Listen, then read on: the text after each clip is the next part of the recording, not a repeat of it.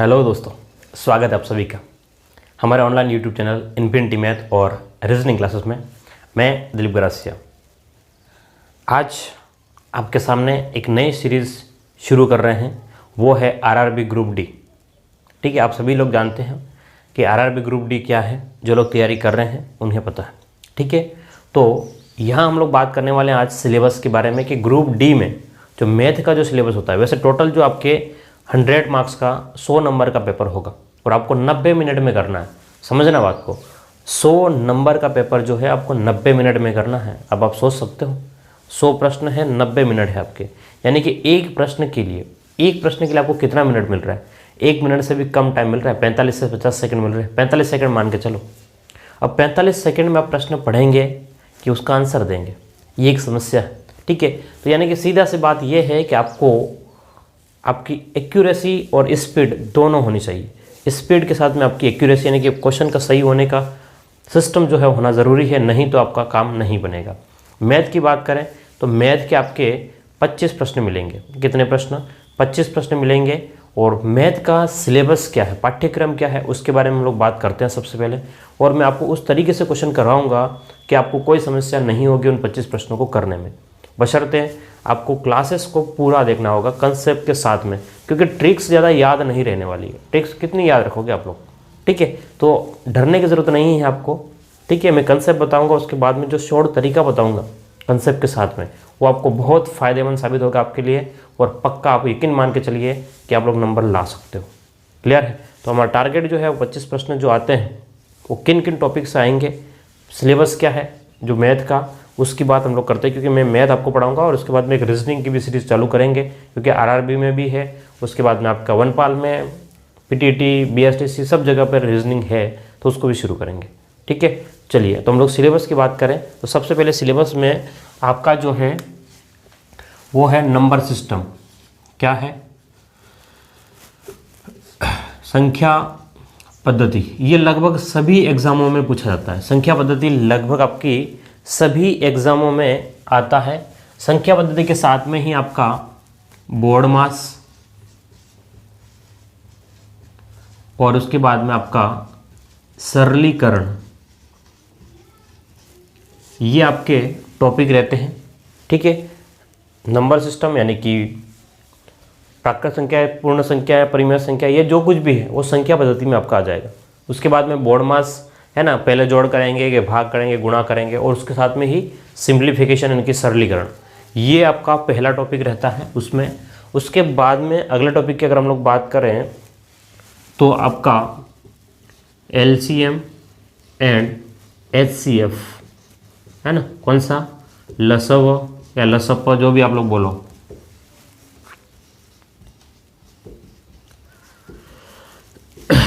ठीक है, एक ये रहता है। उसके बाद हम लोग बात करें कि तीसरा आपका टॉपिक जो रहता है वो क्या है?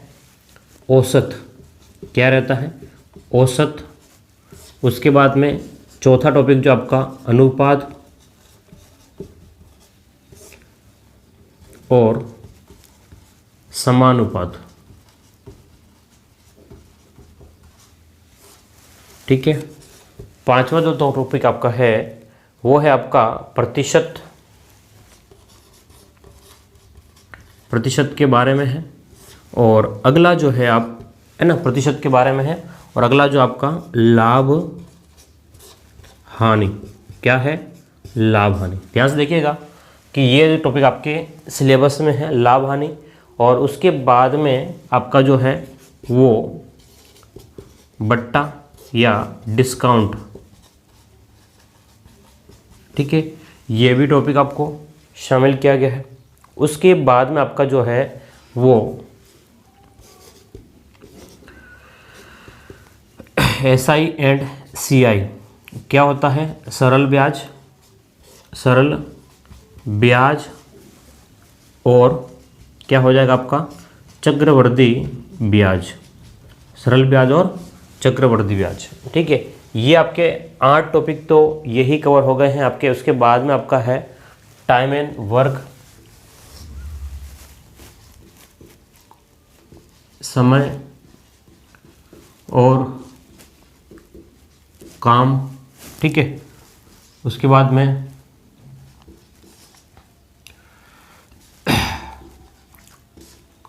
चाल, ठीक है, समय और काम।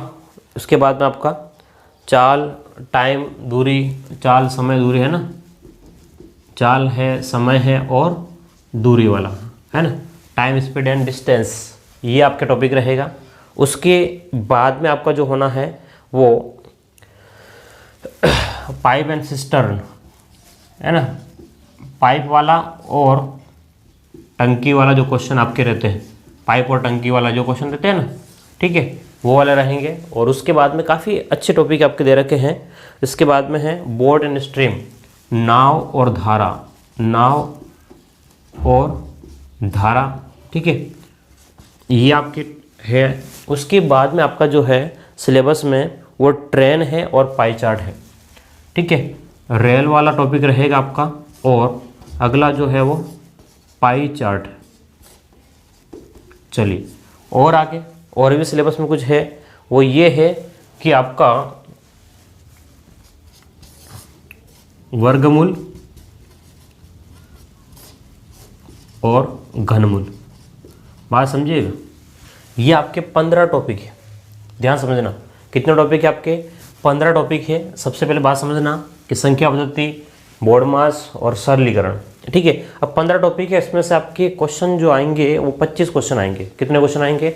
25। और हमारी कोशिश ये रहेगी 25 में से 22 से 23 क्वेश्चन तो सही होने चाहिए, क्योंकि 90 मिनट का टाइम है पूरा पेपर सोल्व करने में। पूरा पेपर सोल्व करने में 100 प्रश्न के लिए आपको 90 मिनट मिलेगा, तो थोड़ा बहुत ऊपर नीचे हो जाए तो अभी 22 से 23 क्वेश्चन अपने होने ही चाहिए, ठीक है। 1-2 क्वेश्चन तो ऊपर नीचे चल जाता है, ज़्यादा नहीं। तो ये आपका टॉपिक है, ये टॉपिक है, औसत है, अनुपात समानुपात है, प्रतिशत है, लाभ हानि है, बट्टा है, सरल ब्याज और साधारण ब्याज, समय और काम, समय दूरी, पाइप और टंकी वाला, नाव और धारा वाला है, रेल वाला है, पाई चार्ट है और वर्गमूल और घनमूल है, ठीक है। अब बात समझना, यहाँ आपका रेखा गणित नहीं दिया गया है, ठीक है। आरआरबी ग्रुप डी में आपका रेखा गणित जो है वो नहीं दिया गया। टेंशन नहीं लेना, क्योंकि वहाँ पर आपका कैलकुलेशन पोर्शन जो है वो अच्छा होना चाहिए। तो अब बात ये है कि हम लोग कहाँ से शुरू करेंगे। जो आपके 25 प्रश्न आते हैं, ठीक है, वो कहाँ से शुरू होगा। तो मैं सबसे पहले बात कर रहा हूँ कि हम लोग एक ये टॉपिक पढ़ने वाले हैं, अनुपात और समानुपात। सबसे पहले बात समझना, सबसे पहले जो टॉपिक पढ़ा जाएगा वो अनुपात समानुपात पढ़ा जाएगा। कारण ये है, अगर ये टॉपिक हम लोग पढ़ते हैं तो इसको पढ़ने के बाद में हम लोग औसत आराम से पढ़ सकते हैं, प्रतिशत इसी के ऊपर डिपेंड है, लाभान इसी के ऊपर डिपेंड है और सरल ब्याज भी इसी के ऊपर डिपेंड है। तो अगर जैसे ये पढ़ा तो आपके यहाँ से लेकर के ये पूरा पोर्शन जो है वो कवर हो जाएगा। बात समझ रहे हो? यहाँ से आपका तो सबसे पहला टॉपिक हमें अनुपात समानुपात पढ़ना होगा। इससे ही हम लोग प्रतिशत सीखेंगे, इससे ही लाभ हानि और ये सब चीज़ें सीखने वाले हैं। क्लियर है बात? चलिए, उम्मीद करता हूँ आपको ये बात से सब समझ में आ गई होगी। तो ये हमारा प्लान है, आपको बता दिया है। और हम क्या करने वाले हैं, आप लोग अलग से अपनी नोटबुक बना लें, है ना। सिलेबस पूरा करवाया जाएगा, आपको बीच में बंद नहीं किया जाएगा।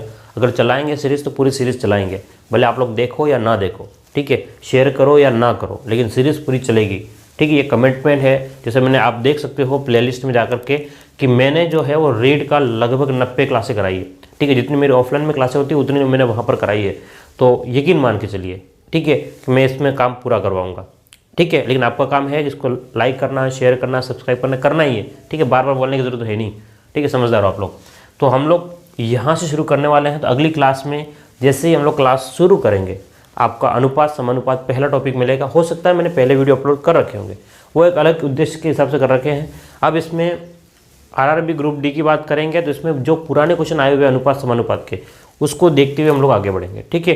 बाकी किसी का भी नहीं देखेंगे, रेलवे में और कहीं एसएससी में क्या आया हुआ है, क्योंकि वो कन्फ्यूजन बढ़ाएगा, क्योंकि सबका अपना अपना लेवल है। ग्रुप डी का लेवल जो है वो इजी होता है, लेकिन कम टाइम में करना होता है, ठीक है। तो हम ग्रुप डी में किसी और को नहीं घुसाएंगे वहाँ पर कि चलो इसको भी पढ़ लेते हैं एक जनरल वे में, ठीक है। वो चीज़ें नहीं, कंसेप्ट बताएंगे, लेकिन आपको जो क्वेश्चन आए हुए हैं उसी के बारे में बात करेंगे। क्लियर है? चलिए, तो ये मेन बात अनाउंसमेंट था ये, और ये सूचना थी आपके लिए कि भाई हम लोग ये जो टॉपिक पढ़ने वाले हैं।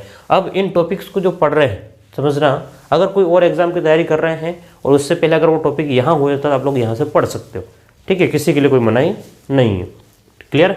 चलिए, तो आप लोग इसका स्क्रीनशॉट ले लें या इसको लिख लें, हमको ये टॉपिक पढ़ने हैं, फिर मिलते हैं हम लोग अगली क्लास में, ठीक है। अगली क्लास यानी कि शुरुआत करेंगे अनुपात समानुपात से, ये आपके लिए सार्वजनिक सूचना है, ठीक है।